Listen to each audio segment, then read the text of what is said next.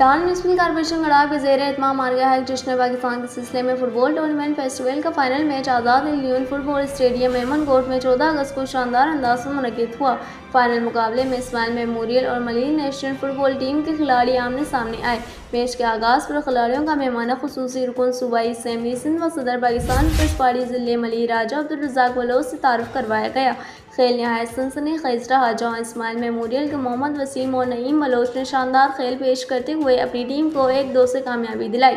तकरीब की मेज़बानी चेयरमैन गड़ाब टाउन तारिक अजीज़ बलोच और म्यूनसिपल कमिश्नर अहमद यार ने की। इस मौके पर प्रोग्राम के organize director social welfare Jalal Hanif और deputy director social welfare Tahir Baloch ने रुकन सूबाई असम्बली सिंध व सदर पाकिस्तान पीपल्स पार्टी ज़िले मलिक राजा अब्दुल रज़ाक बलोच, चेयरमैन गड़ाब टाउन तारिक अजीज़ बलोच और municipal commissioner Ahmed Yar, director HRM Humayun Imran Khan, director information Rizwan Sabir, deputy director tax Riaz Hameed Baloch और कौंसल मेंबर दानिश मुल्फर को सिंध की सकाफती पहचान अजर के तहफ़ और बलोची सकाफती पगड़ी के तहफ़ चेयरमैन आज़ाद यूनियन फुटबॉल क्लब कमर जान बलोच ने पेश किए।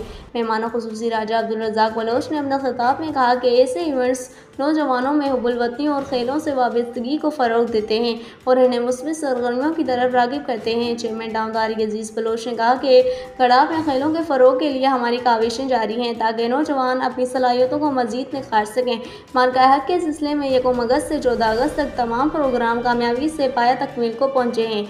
म्यूनसिपल कमिश्नर अहमद यार ने कहा कि इस टूर्नामेंट से ये बात साबित होती है कि गड़ाब टाउन के नौजवान बासलाहियत हैं और इन्हें मज़ीद मौक़े फराहम किए जाने चाहिए।